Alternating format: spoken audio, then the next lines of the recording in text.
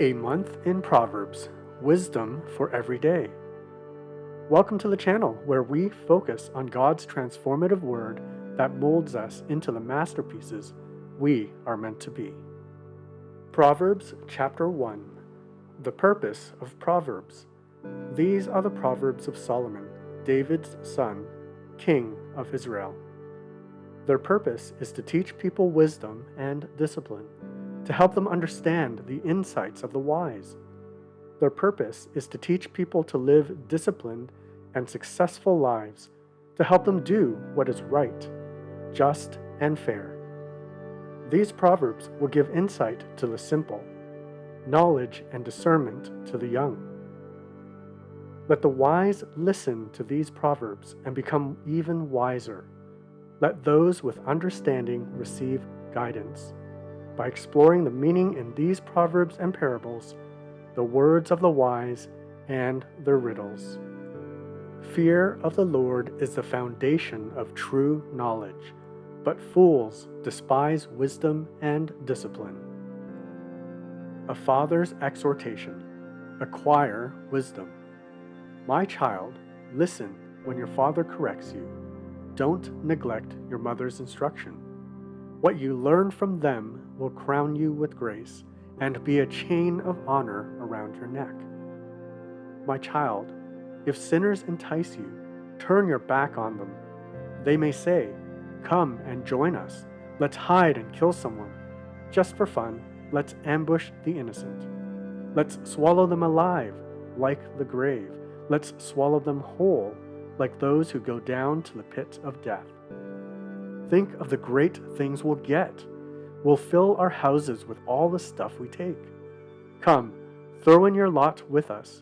We'll all share the loot. My child, don't go along with them. Stay far away from their paths. They rush to commit evil deeds. They hurry to commit murder. If a bird sees a trap being set, it knows to stay away. But these people set an ambush for themselves. They are trying to get themselves killed. Such is the fate of all who are greedy for money. It robs them of life.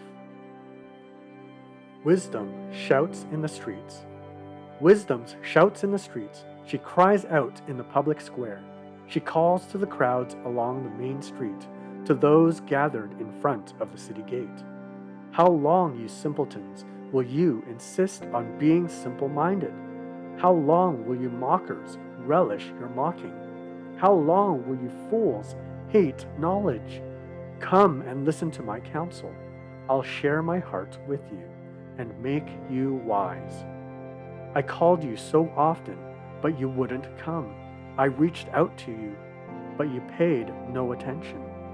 You ignored my advice and rejected the correction I offered. So I will laugh when you are in trouble. I will mock you when disaster overtakes you, when calamity overtakes you like a storm, when disaster engulfs you like a cyclone, and anguish and distress overwhelm you. When they cry for help, I will not answer, though they anxiously search for me. They will not find me, for they hated knowledge and chose not to fear the Lord. They rejected my advice and paid no attention when I corrected them. Therefore, they must eat the bitter fruit of living their own way, choking on their own schemes. For simpletons turn away from me to death. Fools are destroyed by their own complacency. But all who listen to me will live in peace, untroubled by fear of harm. Today's reflection will focus on verse 7.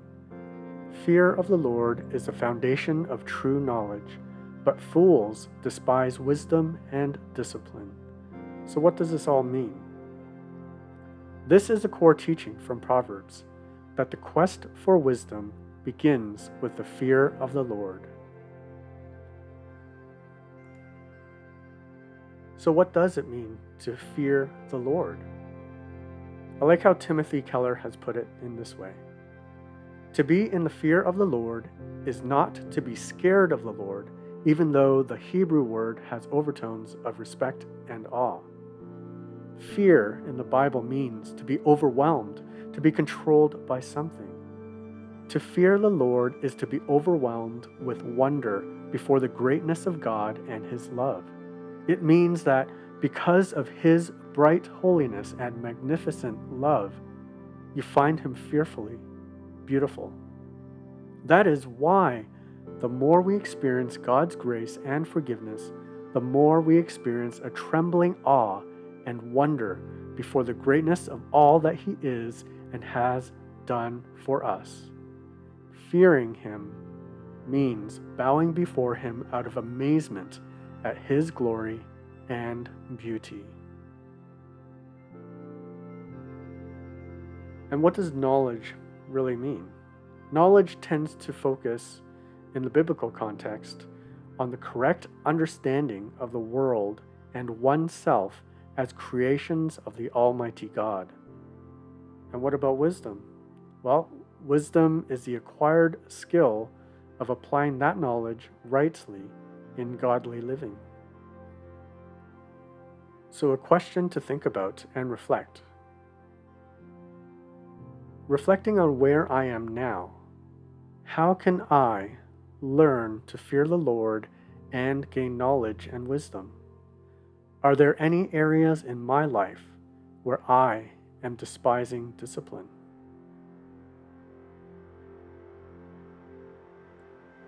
Want some prayer or help with today's topic? Please click on one of the prayer videos on the screen. Thanks for watching. See you next time.